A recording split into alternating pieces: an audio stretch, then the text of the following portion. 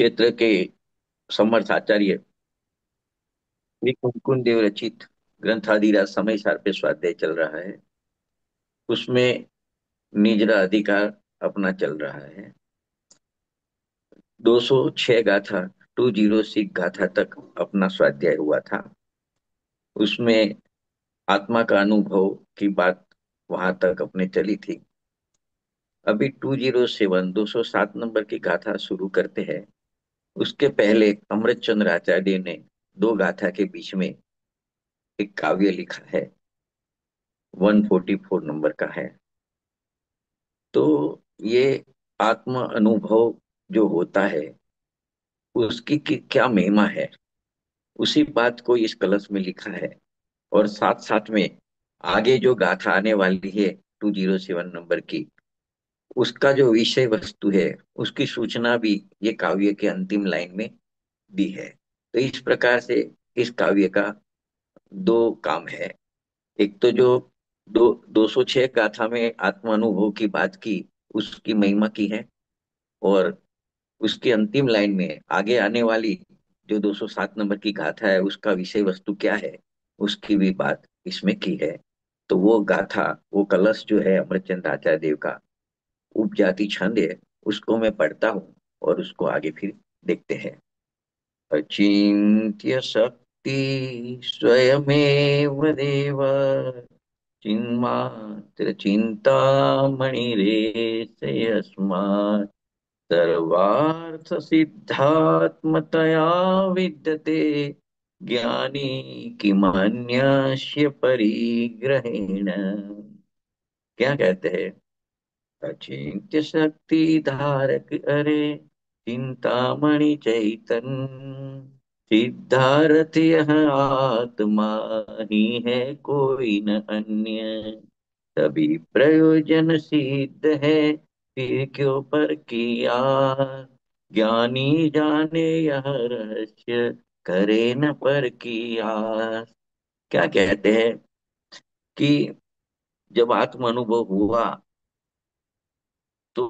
तो पता चला ज्ञानी को कि आत्मा स्वयं ही चिन्ह मात्र चिंतामणि है और अचिंत्य शक्ति वाला देव है। तो इससे क्या मतलब निकला कि इस कारण उसके ज्ञानी के सर्व प्रयोजन स्वयं ही सिद्ध हो जाते हैं। जिसको आत्मा अनुभव होता है उसको आत्मा अनुभव में आया कि वो आत्मा चिंतामणि, चिन्ह मात्र चिंतामणि है और वो अचिंत्य शक्ति वाला देव है। तो उससे सर्व प्रयोजन की सिद्धि हो जाती है। इसलिए अब उस ज्ञानी को अन्य किसी पदार्थ के परिग्रह से संग्रह से क्या प्रयोजन है, इतना अमृतचंद्र आचार्य देव ने इस कलश में कहा। तो देखा इसका भावार्थ क्या निकलता है कि जैसे उदाहरण लेते हैं, दृष्टांत लेते हैं कि जिस प्रकार कोई पुण्यवान पुरुष है, उसके हाथ में चिंतामणि रत्न आ गया है। तो अभी उस चिंतामणि रत्न से उस इंसान का सब मनोरथ पूरा हो जाता है। तो वह जीव लोहा, तांबा ऐसी धातु का संग्रह नहीं करता है। बस उसी प्रकार सम्यक दृष्टि स्वरूप का अनुभव हुआ तो ऐसा चिंतामणि रत्न उसके पास आया है कि उस चिंतामणि रत्न के द्वारा सकल कर्म क्षय उसका हो जाता है, सकल दुख का नाश हो जाता है और उसको परमात्मा पद की प्राप्ति हो जाती है। अतीन्द्रिय सुख उसको मिल जाता है। ऐसा सम्यक दृष्टि जीव अन्य व्यर्थ शुभ अशुभ रूप अनेक क्रिया रूप विकल्प का संग्रह नहीं करता, क्योंकि उस विकल्प से कोई कार्य सिद्धि नहीं होती है। और उसको थोड़ा स्पष्ट करें, इसमें क्या कहना चाहते हैं अमृतचंद्र आचार्य देव। तो, तो इस प्रकार से उसको कह सकते हैं कि अपना जो भगवान आत्मा है, निज शुद्धात्मा है, वो अचिंत्य शक्ति वाला देव है। अचिंत्य शक्ति का क्या मतलब निकलता है कि जिसके अद्भुत गुण हैं, जिसमें असीम शक्तियां है, जिसमें अनेक विशेषता है, वो इस प्रकार से है कि जो हमारे सिर्फ ने विकल्प को विकल्पों की सीमा में समेट नहीं पाते हैं, वो उसका विषय ही नहीं बन सकता है। ऐसा मतलब जिनको ग्रहण कर पाने में हमारा छूटा पड़ता है, ऐसे भगवान आत्मा क्रिया जो है वो देखा जाए तो अचिंत्य है, असीमित है। तो देखो ऐसी गजब बात कहते हैं कि ज्ञानी को जब ऐसा चिंतामणि रत्न हाथ में आ गए है, को अन्य परिग्रह से, पर पदार्थ से अर्थात से या पाप के परिणाम से तथा अंतर में जो चैतन्य चिंतामणि भगवान आत्मा प्राप्त हो गया है, तो व्यर्थ अप्रयोजन भूत बातें की उसको जरूरत नहीं होती है। तो इतनी बात इस कलश में कही, तो मतलब अंतिम बात आई कि उसको अन्य पदार्थ के परिग्रह की क्या जरूरत है। तो वो सूचना है आगे आगे आने वाली 207 नंबर की गाथा में। तो देखो अभी इस कलश के बाद में कुनकुन आचार्य देव की 207 नंबर की गाथा आती है। तो देखो ये 207 नंबर की गाथा की उत्थानिका तो अपने देखी 144 कलश में अभी, बरा उसमें ये कहा गया था कि ज्ञानी को अन्य परिग्रह से क्या प्रयोजन है। तो अब ये 207 नंबर की गाथा में उसी बात की पुष्टि करते हैं। तो देखो गाथा इस प्रकार से है, उसको हिंदी में अपने पढ़ रहे हैं। पर द्रव्य यह मुझ द्रव्य यो तो कौन ज्ञानी जन कहे, निजे आत्मा को निज का परिग्रह जान। कहते हैं कि जो अपने आत्मा को नियम से अपना परिग्रह जानता है, ऐसा कौन ज्ञानी ये कहेगा कि ये परद्रव्य मेरा द्रव्य है, मेरा परिग्रह है। तो देखो ऐसे देखा जावे तो लोक में देखे तो जो लौकिक सज्जन पुरुष होता है उसको भी लोक में वो कोई पदार्थ को अपना नहीं कहता है, उस पर अपना अधिकार नहीं जमाता है। तो फिर कोई अलौकिक पुरुष जो आत्मज्ञानी पुरुष होता है, वो पर को अपना कैसे मान सकता है, पर को अपना कैसे जान सकता है, और पर में कैसे चिपटा भी रह सकता हुआ स्वद्रव्य को अपने रूप जान लिया, उसको पर द्रव्य से क्या मतलब है, ऐसा यहाँ कहने का भाव है। एक और अपेक्षा इस तरह से भी इसमें से निकलती है कि जो जिसका स्व है, जो जिसका स्वभाव है, वह स्वभाव ही उसका स्व है, और वह उस स्वभाव का स्वामी है। मतलब स्वभाव के साथ स्वस्वामित्व संबंध है। तो इस प्रकार से देखा जावे तो जो तीक्ष्ण तत्व दृष्टि के अवलंबन लेने वाले ऐसे ज्ञानी पुरुष होते हैं, वो अपना वह स्व जानता है। इसलिए यह परद्रव्य मेरा स्व नहीं है और मैं उसका स्वामी नहीं हूं, ऐसा वो जानता हुआ परद्रव्य का परिग्रह नहीं करता है, अर्थात परद्रव्य को अपना नहीं मानता है। अज्ञानी ज्ञानी में ये फर्क है कि पर द्रव्य का पर वस्तु का संयोग दोनों को दिखने में आता है। अज्ञानी पर द्रव्य को अपना परिग्रह मानता है, और ज्ञानी वही पर द्रव्य को, वही संयोग को अपना नहीं मानता है, अपनी आत्मा को ही अपना मानता है। इतना ज्ञानी अज्ञानी में फर्क पड़ता है। तो देखो ये गाथा जो अपने अभी चल रही है, उसके संदर्भ में दो बात विशेष रूप से जानने योग्य है। मतलब यहाँ जो परिग्रह शब्द लिखा है उसके बारे में, कि देखो यहाँ परिग्रह का अर्थ मूर्छा या संयोगी पदार्थ नहीं लेना है, क्योंकि अपना आत्मा स्वयं के लिए न तो संयोगी पदार्थ है और न ज्ञानी को उसमें मूर्छा होती है। तो यहाँ परिग्रह का अर्थ क्या लेना है कि देखो परिग्रह का मतलब विपत्ति करते हैं तो परि यानी चारों ओर से, और ग्रह यानी ग्रहण करना। तो इस व्युत्पत्ति के अनुसार किसी वस्तु को चारों ओर से ग्रहण करना ही परिग्रह है। तो देखो इसके बारे में क्या निकला कि यह आत्मा अपने आत्मा को चारों ओर से ग्रहण करता है। इसीलिए कहा गया है कि निज आत्मा ही आत्मा का परिग्रह है। यानी अपने आत्मा को ही निज रूप जानना, अपने आत्मा को ही निज रूप मानना, वो चारों ओर से अपनी आत्मा का ग्रहण करना है। तो एक बात तो परिग्रह के माध्यम से ये निकलती है कि अपनी आत्मा ही अपना परिग्रह है। अपनी आत्मा को अपना मानना, अपना जानना, वही आत्मा का परिग्रह आत्मा को होता है। दूसरी बात इसमें से ये समझनी है कि जो स्व की बात आई, तो स्व की सीमा में क्या क्या आता है कि स्व में अपना त्रिकाल एक रूप रहने वाला द्रव्य है, आत्मद्रव्य है, वो स्व है। और वही आत्मा में विद्यमान जो अनंत गुण है, वह अपना स्व है। और वो गुणों की दो प्रकार की पर्याय हो सकती है, एक विकारी और एक निर्विकार।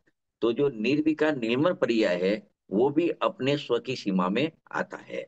विकारी पर्याय और संयोग पदार्थ जितने भी है, वो स्व स्व में आते नहीं है। मतलब स्वट में बोले तो अपना स्व क्या है कि अपना त्रिकाल द्रव्य, अपने त्रिकाल अनंत गुण, और उसका जो परिणमन होता है, अपना द्रव्य, अपना गुण, और अपना निर्मल परिणमन अपना स है। और जो विकारी पर्याय होती है, वो भी अपना स्व नहीं है। द्रव्य गुण में तो विकार होने का प्रश्न नहीं है। विकार होता है तो गुण का परिणमन होता है, वो परिणमन में विकार होता है। लेकिन विकार रूप परिणमन को भी ज्ञानी अपना स्व नहीं मानता है। और वो विकार जिस संयोग से होता है, उसके निमित्त से होता है, वो संयोग भी अपना स्व नहीं है। तो ये दो बातें इसमें से निकलती है। तो देखो, इसमें से एक प्रश्न होता है कि क्या आत्मा को ही आत्मा का परिग्रह होता है? ऐसा एक प्रश्न इसमें से उठ सकता है। तो देखो, इसका समाधान ये है, जवाब हाँ में है कि हाँ, आत्मा को आत्मा का परिग्रह होता है। इसके लिए तो यहाँ पे इस गाथा में कहा है कि ज्ञानी ने आत्मा को ही ग्रहण किया है, तो आत्मा को ही आत्मा का परिग्रह हुआ है। क्योंकि परि अर्थात चारों ओर से, तथा ग्रह अर्थात ग्रहण करना। तो इस प्रकार से ज्ञानी ने एक अपने निज आत्मा को ही सब ओर से ग्रहण करके रखा है। इस अपेक्षा से यह कहा गया है कि आत्मा के तो एकमात्र अपने आत्मा का ही परिग्रह है। तो देखो, इसमें से दूसरा प्रश्न एक ये निकलता है कि ऐसा आत्मा को आत्मा का परिग्रह है, तो परिग्रह का ऐसी बात तो पहली दफे सुनी। अपने तो अब तक किसको परिग्रह मानते थे? रुपया, पैसा, जमीन जायदाद वगैरह को परिग्रह मानते थे। लेकिन आत्मा को आत्मा का परिग्रह ये तो पहली दफे सुना। तो उसको कहते हैं कि आपने सुना पहली दफे भले हुए, लेकिन ये नई बात नहीं है। अनादि काल से देखे तो आत्मा को वास्तविक रूप से एक आत्मा का ही परिग्रह है। ये पैसा, हीरा, मोती, माणिक आदि तो सब उद्गल का परिग्रह है।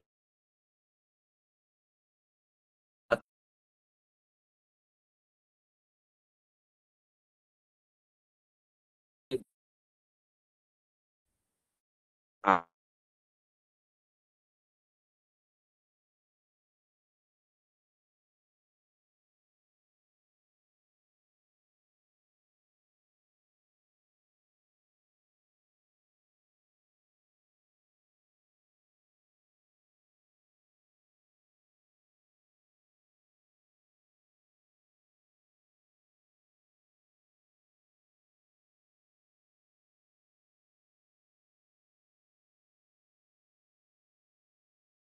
है उसकी बात चली, जहां से आवाज बंद हो गई थी, कि अपना जो त्रिकाली स्वद्रव्य है, उसमें रहे हुए अनंत गुण है, वो तो त्रिकाल शुद्ध है, वो तो अपना स्व है। और जो परिणमन होता है गुणों का, वो परिणमन दो प्रकार से हो सकता है। या तो विकार रूप हो सकता है, या तो निर्विकार रूप हो सकता है।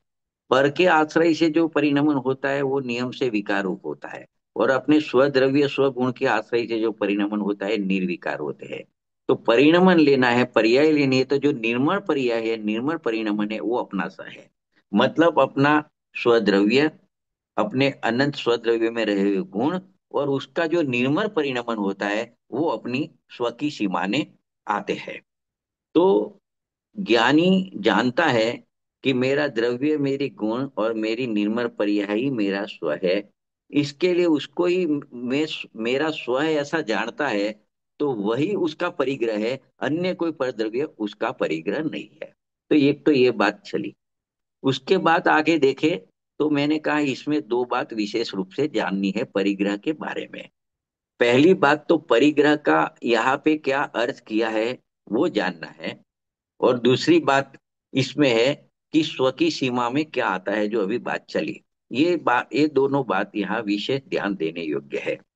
तो देखो, पहली बात परिग्रह के बारे में है।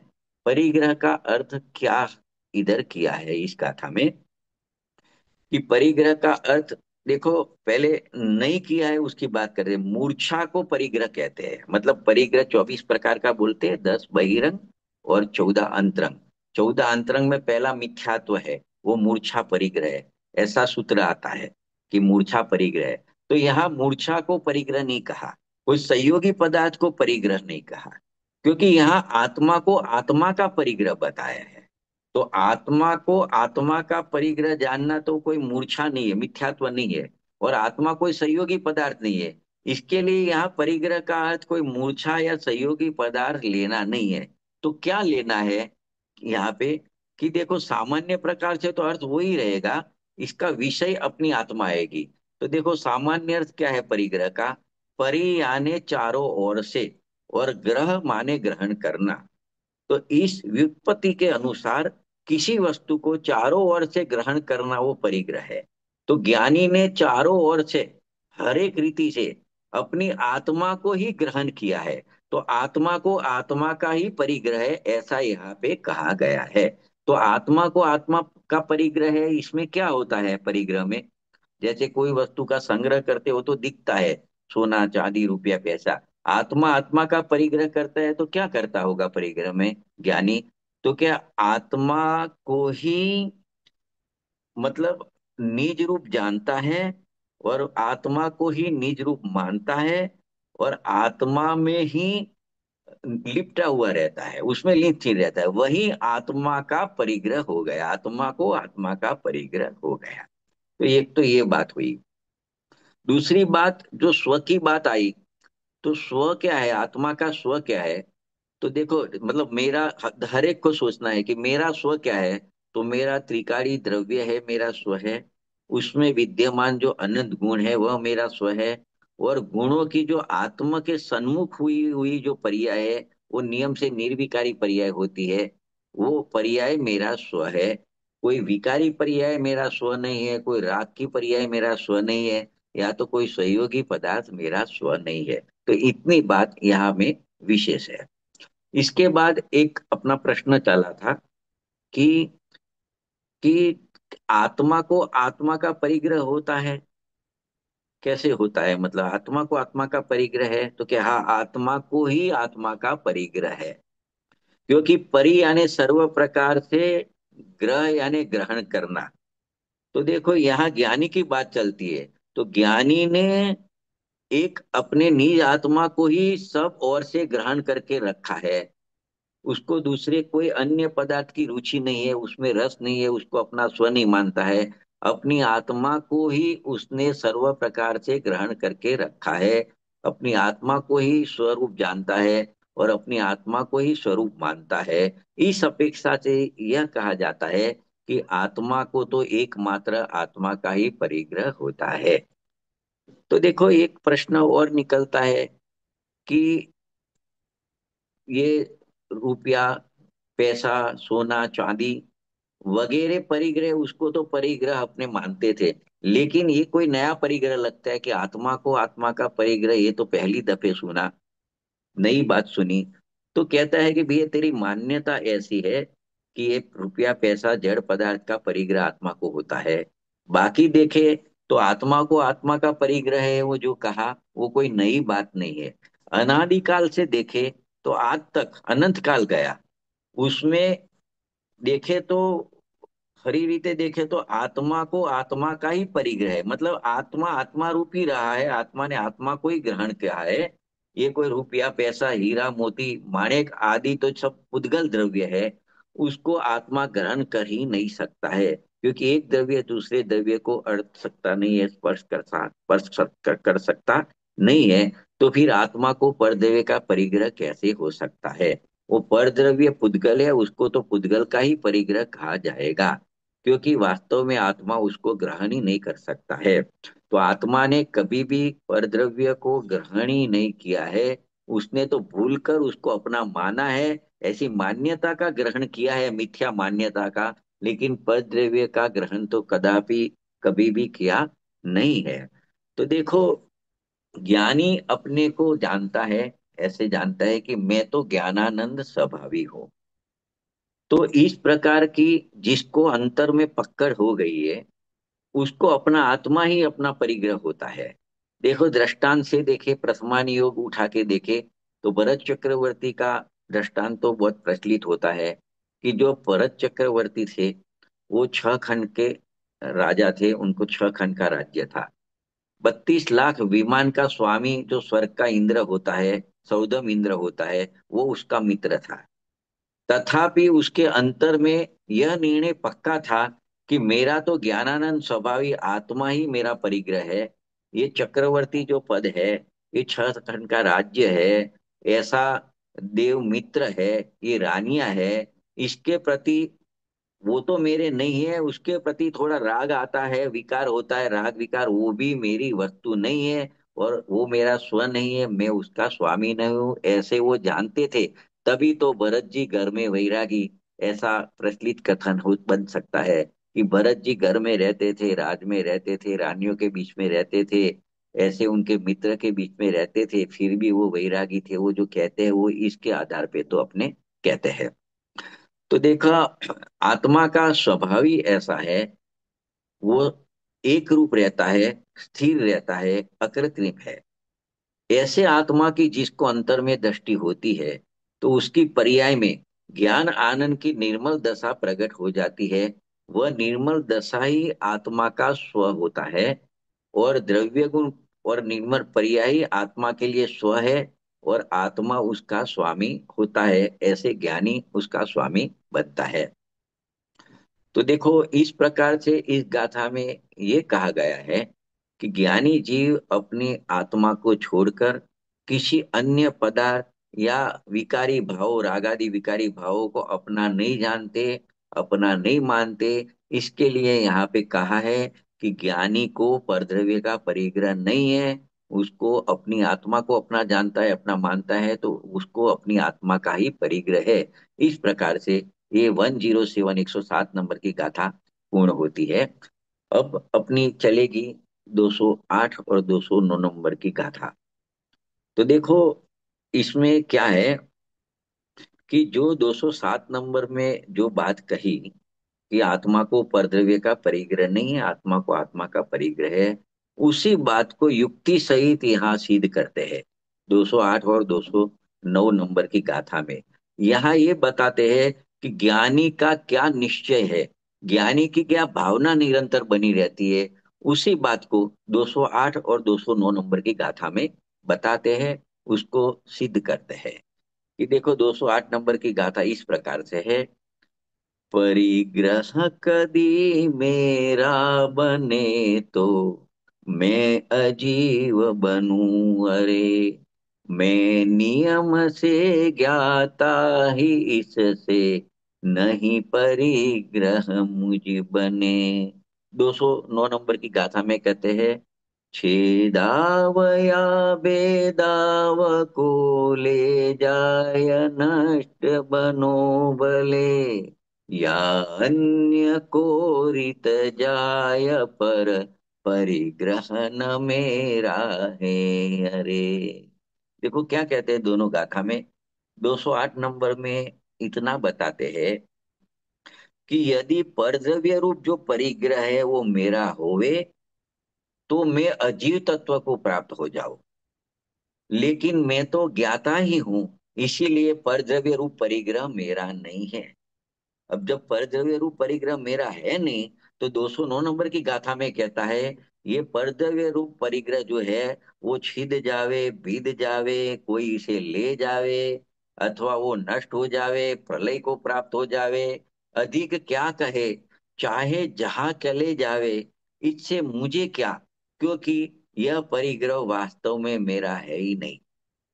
तो देखो, इसको, इसका भाव इस प्रकार से है ये दो गाथा का, कि यदि अजीव परद्रव्य रूप परिग्रह को मैं अपना मानूं, तो वह अवश्य ही मेरा स्व होगा और मैं उसका स्वामी हो जाऊंगा। तथा जो अजीव का स्वामी होगा वह वास्तव में अजीव ही होगा। इस प्रकार लाचारी से मुझ में अजीवपना आ पड़ेगा।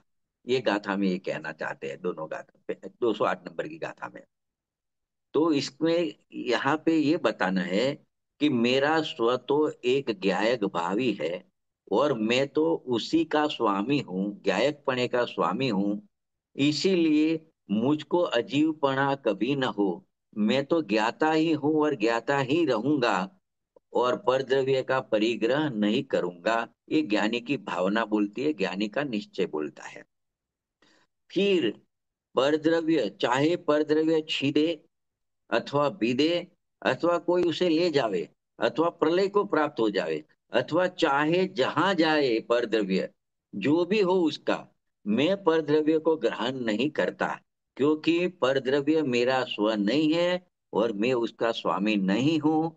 परद्रव्य ही परद्रव्य का स्व है और परद्रव्य ही परद्रव्य का स्वामी है, तथा मैं ही मेरा स्व हूँ और मैं ही मेरा स्वामी हूँ। ऐसा मैं जानता हूँ, ऐसा मैं मानता हूँ। इसीलिए ज्ञानी को परद्रव्य का परिग्रह नहीं होता है, ये युक्ति से समझाया है।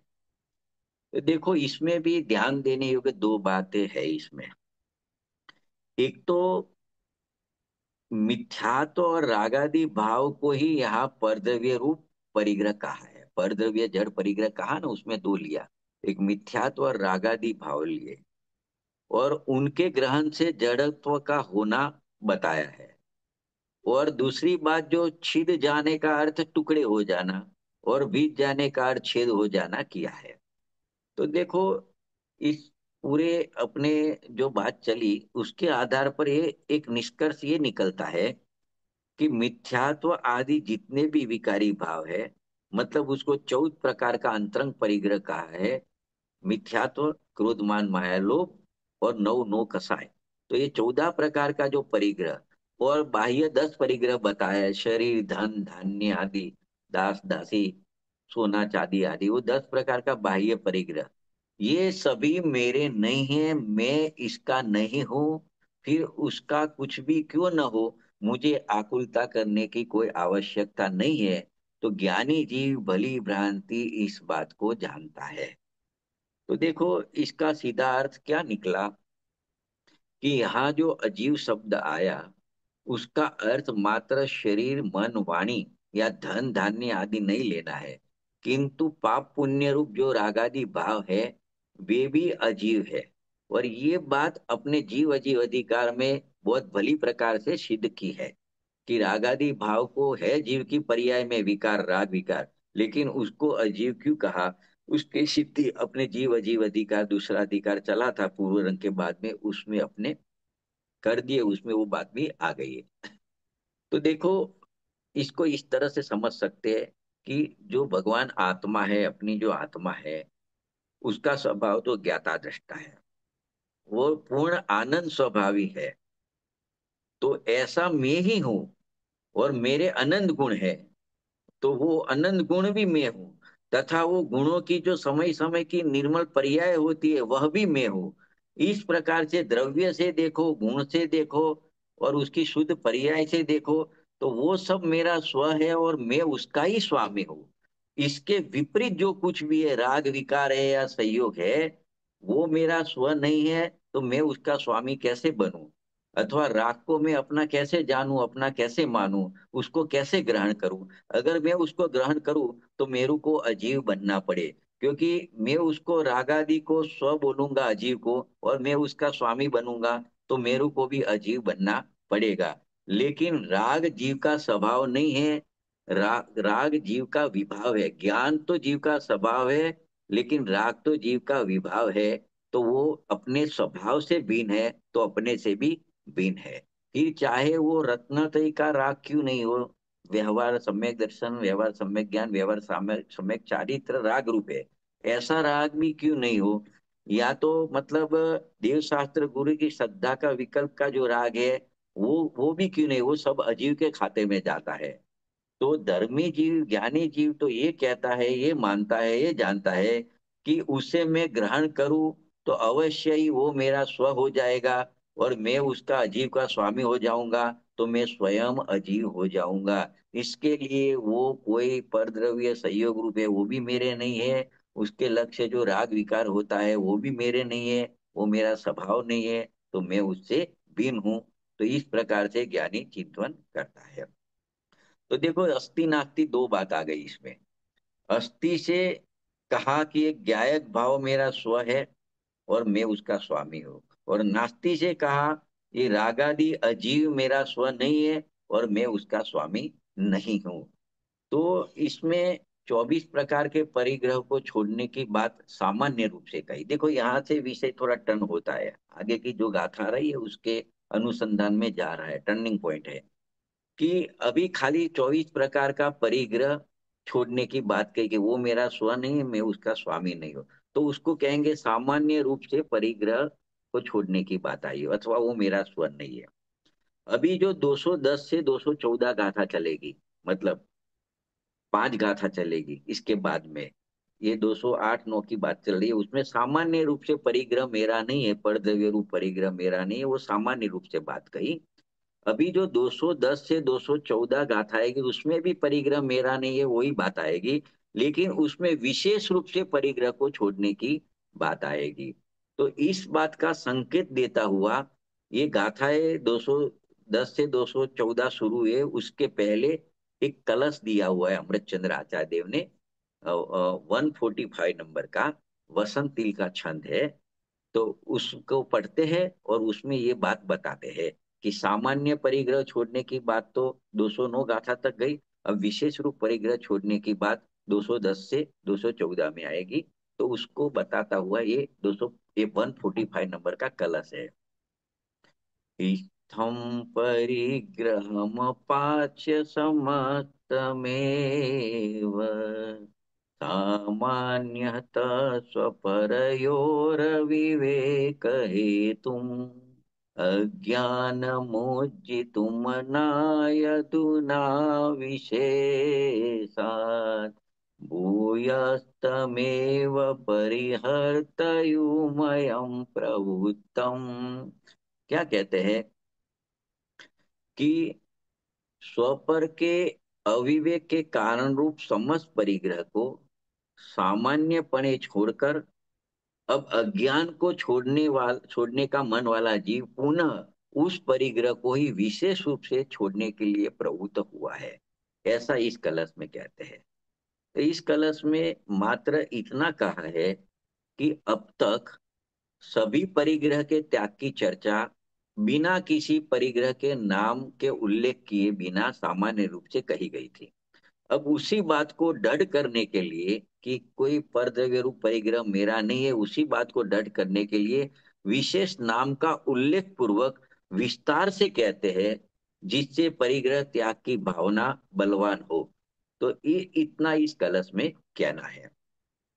तो देखो, सामान्यपणे त्याग परिग्रह का और विशेषपणे त्याग, उसमें क्या अंतर है, उसको इस प्रकार से समझते हैं उसके अंतर को, कि देखो, पहले सामान्य रूप से देखें तो सभी वस्तु अपने आत्मा के द्रव्य, आत्मा गुण और आत्मा की निर्मल पर्याय के अलावा जो कुछ भी है, अन्य द्रव्य गुण पर्याय विकारी पर्याय जो कुछ भी है वो सब त्याग करने योग्य है। तो देखो, ये सामान्य कथन हो गया है कि सभी वस्तु त्याग करने योग्य है, जगत के सभी पर वस्तु त्याग करने योग्य है। और देखो, इस प्रकार से उसको कहेंगे अनेक प्रकार की अनेक वस्तुओं, उसके नाम के उल्लेख पूर्वक त्याग करने की जब विस्तार से बात करते हैं, उसको कहते हैं विशेष त्याग, विशेष रूप से त्याग। तो ये सामान्य त्याग और विशेष त्याग में अंतर है। तो इस प्रकार से 208 209 नंबर की गाथा और 145 145 नंबर का कलश पूरा हुआ। अभी उस 210 से 214 नंबर की गाथा की बात यहाँ पे चलेगी। आज अपने टाइम से चलेंगे तो 215 गाथा भी इसके साथ में ले लेंगे। अभी ये 5 गाथा है, उसको अपने समझ रहे हैं। तो देखो, 208 और 209 नंबर की गाथा में सामान्य त्याग की बात कही। उसके उपरांत ये 210 से 214 में नाम देके विशेष त्याग की बात कह रहे हैं। तो गाथा इस प्रकार है, पहले पांचे गाथा को पढ़ रहे हैं, फिर उसका अर्थ समझ रहे हैं, फिर उसका जो भाव है उसको भी समझेंगे। तो देखो, पहले 210 नंबर की गाथा में क्या कहा।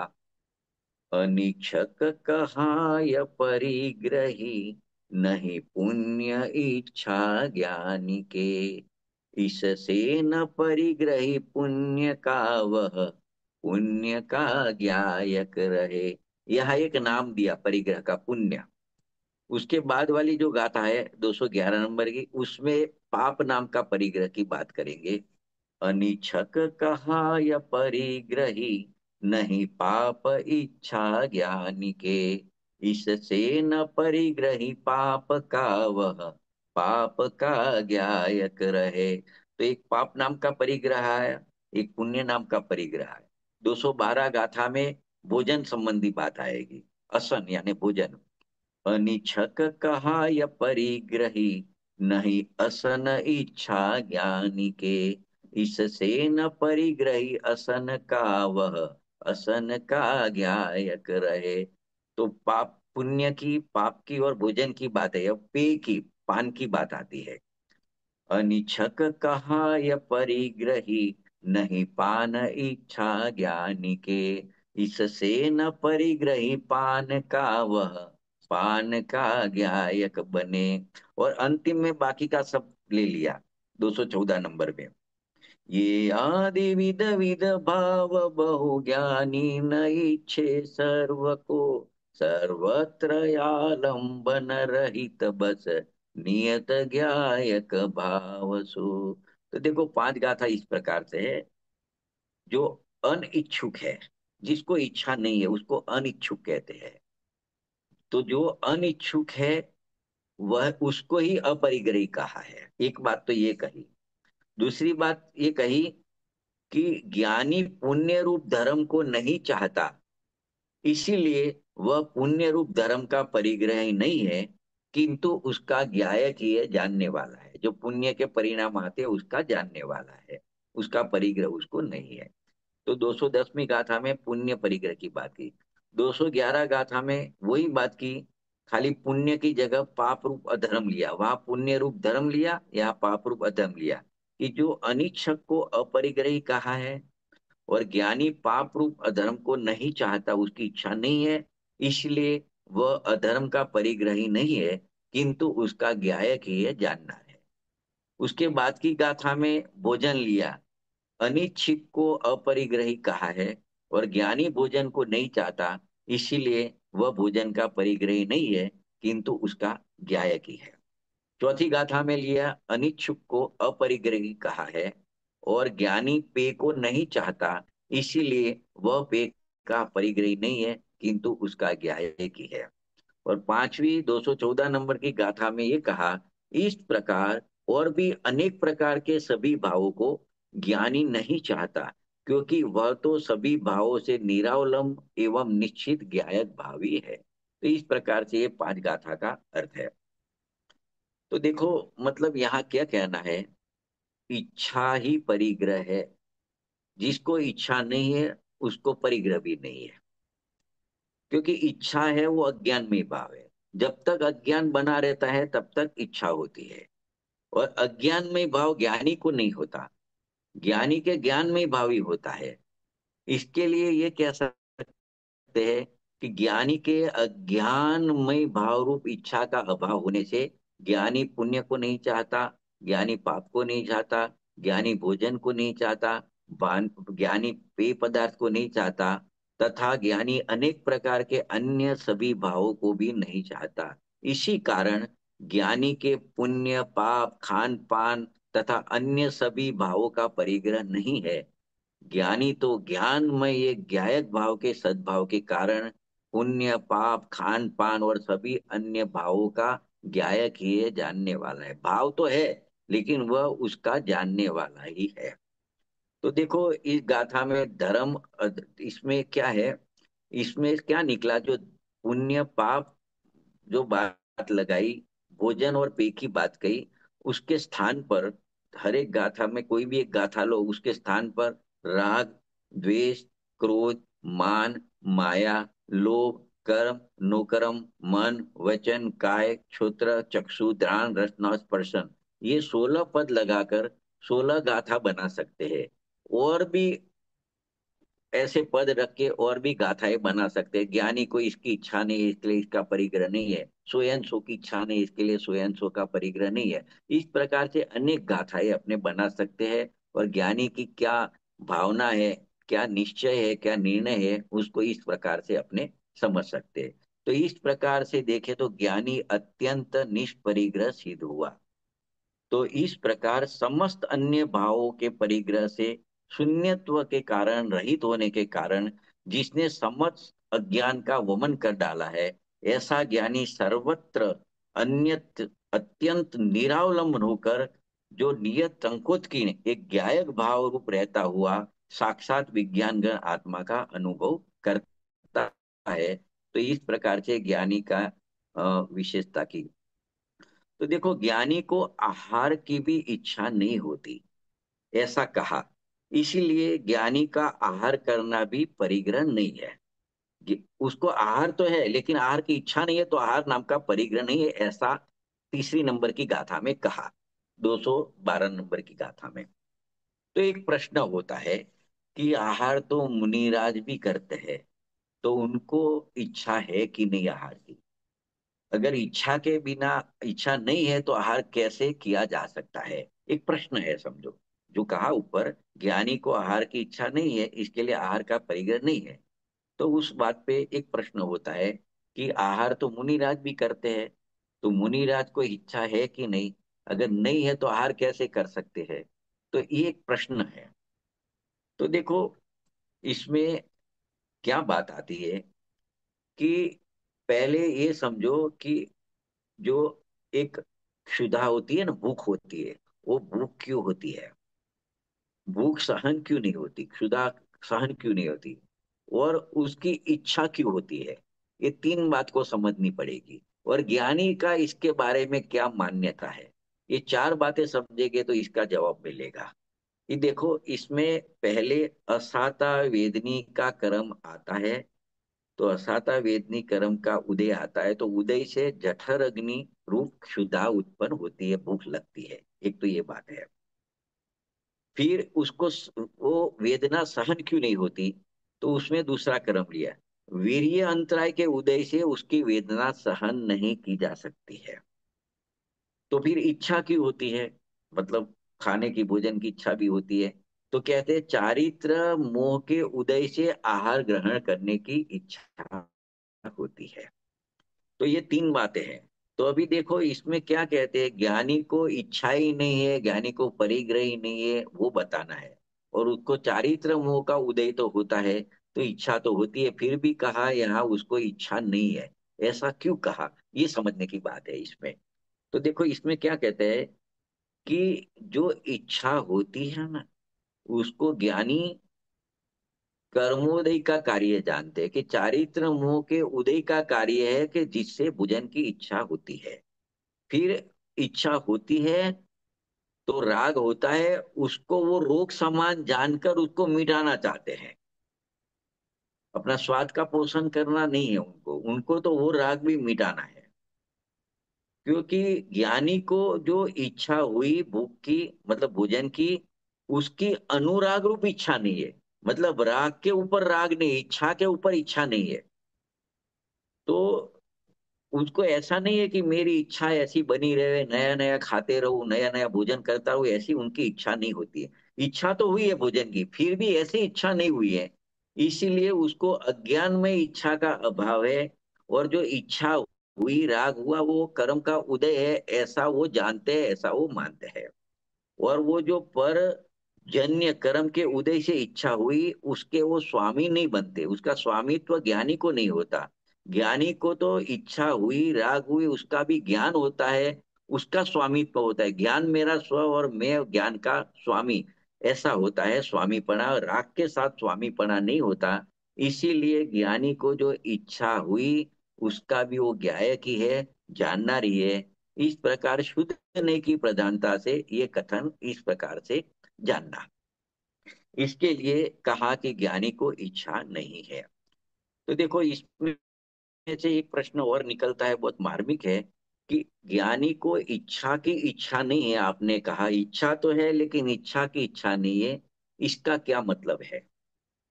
तो देखो, ज्ञानी को पहले इच्छा तो है, भोजन की या कुछ भी, पीने की, कुछ भी, लेकिन यह इच्छा ठीक है। ज्ञानी को ऐसा मिथ्या भाव नहीं होता है।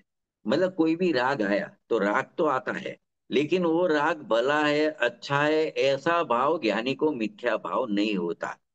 अर्थात ज्ञानी वो राग को या इच्छा को उपाधि नहीं मानते हैं। क्योंकि इच्छा को जानते हैं वो अज्ञान में जब तक अज्ञान में भाव है तब तक राग बना रहता है, इच्छा बना रहता है। जब तक पूर्ण केवल ज्ञान नहीं होता तब तक अज्ञान में भाव बना रहता है, तब तक राग और इच्छा होती है। तो ऐसा अज्ञान में भाव ज्ञानी को नहीं होता। तो देखो, इच्छा मात्र में ज्ञायक स्वभावी भगवान आत्मा की चैतन्य ज्योति के तेज का अभाव है। जो राग होता है ना, जो ज्ञान होता है ना, ज्ञान का प्रकाश होता है, ऐसा प्रकाश राग में नहीं होता है। वो इच्छा होती है, राग होती है, वो आत्मा के चैतन्य का किरण उसमें नहीं होता है। इस कारण इच्छा को अज्ञान में भाव कहा है।